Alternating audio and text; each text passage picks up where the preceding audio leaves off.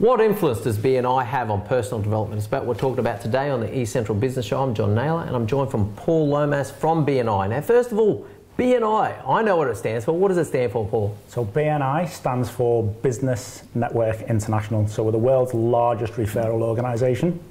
We're in 73 countries all over the world, and we've been doing this for the last 33 years. And we've got knocking on around about 250,000 weekly participants in our meetings. And we were last year past just shy of $13 billion.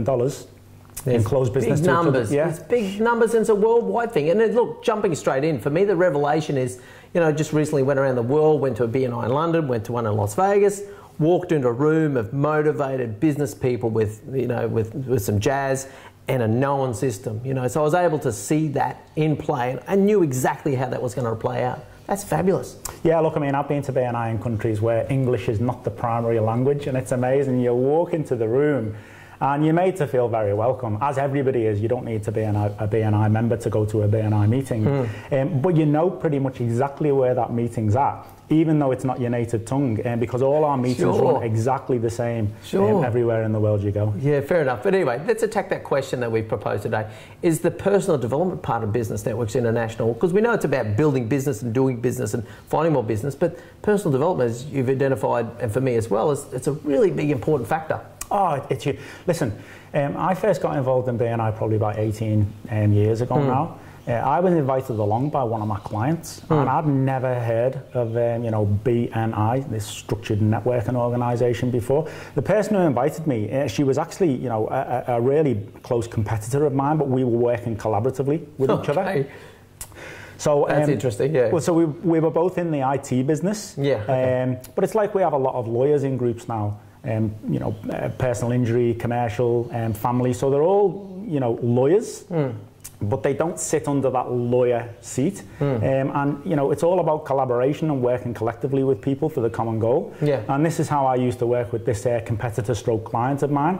But where's the personal development angle in that, though? Well, the personal development, I mean, look, it was a real step into the dark for me. I wasn't used to speaking in public. I mean, I'll speak in public now, you know, in front of hundreds of people. Oh, I've seen you do that, yeah. I never thought, you know, 10, 15 years ago I'd ever be able to do that.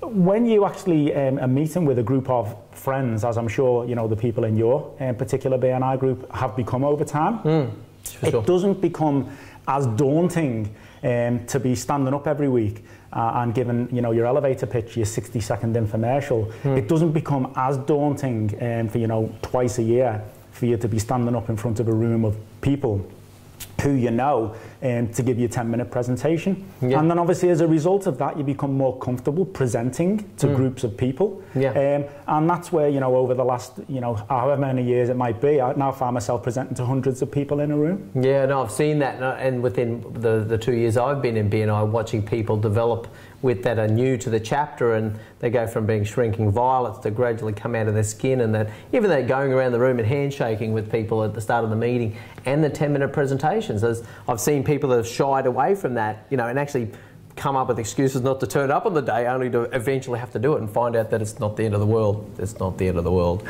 So, yeah, so there's those sorts of things. But then beyond that, the BNI and the structure and that sort of thing, and the educational components around that. So, you know, you do your MSP. Now, what does that even stand for again? So MSP is the Member Success Program. So look, John, networking doesn't work. Turning up to an event with a group of people there and expecting to get business. Now we actually have a phrase for that. It's called premature solicitation, when you're trying to get business off people that you haven't taken the time out to build a relationship with. It very rarely happens, and you know, it tends to close. Well, yeah, pretty much, but it generally tends to be. I mean, Ivan Meisner, the founder of BNI, wrote a book called Business, Networking and Sex, Not What You Think. He co-wrote it with Hazel Walker, who works quite closely with us in Australia. And it's about the way men and women relate with each other differently in a networking environment. And men sometimes tend to go for the close without knowing you.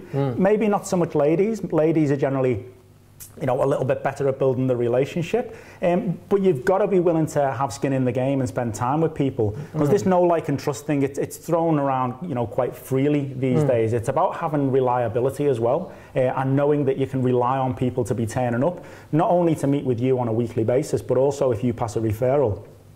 to actually turn up and meet with your clients. So these are all the things that we teach people. You know, referable relationships have got to be farmed. It's not about being a hunter, going into a room of referral partners and trying to get as much business as you can as quickly as possible. It's actually about farming those relationships over a long period of time.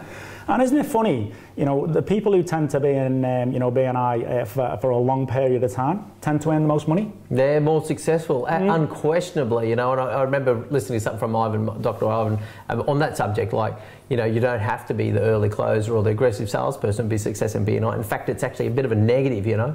But even, that's keep working around the personal development element. So even there's that element of the one-on-one, that opportunity where you spend time, you know, on a weekly basis usually, with other professionals from different industries where you get this mind share. It's fabulous. Yeah, absolutely. I mean, look, it's something that within BNI, we teach people to have a series of questions, which really help me on a one-to-one basis. You know, sit down with yourself, John. I'd fire into my set of questions to help find out a little bit about you, where you've come from, and where you want to go, and then ultimately how I can help you to achieve your goals. Now again, that is a learned skill.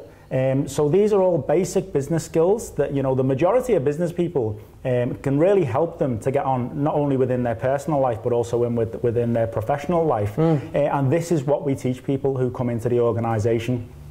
You know, dress for success, for example. So I know tradies, and they'll come to the meeting, I'm wearing a suit.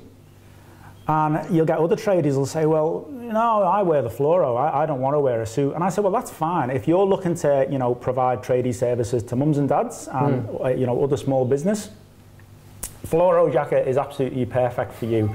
If you're looking to get into government or you're looking to get into big business in the city, would you turn up with your fluoro on? Well, no, you'd turn up with a suit on to try and win that big contract. So the suit's been the upgrade for me the past couple of months.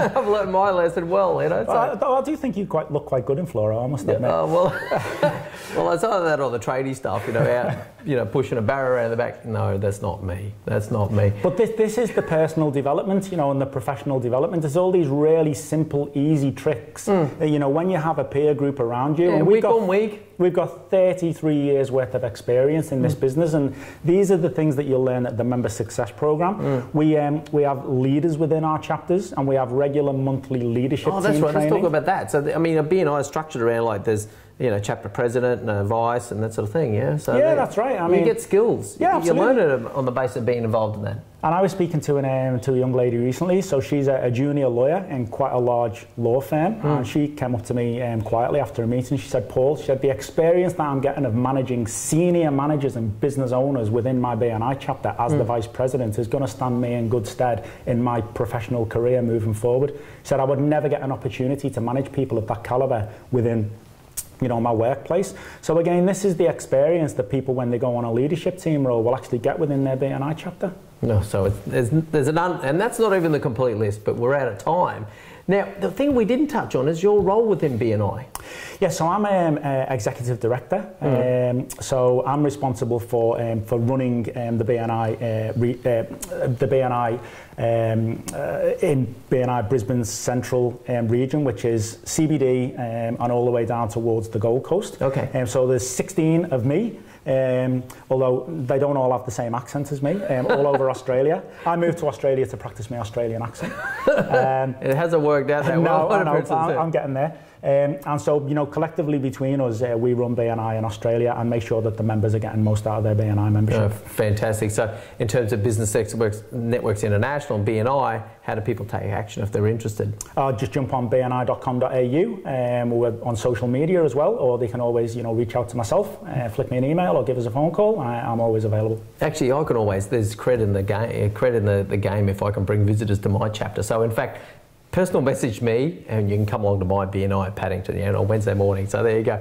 Anyway, Paul, absolutely fabulous time. A really great topic to talk about, personal development. We all need more. And that's another episode done at the eCentral Business Show. I'm John Nayler.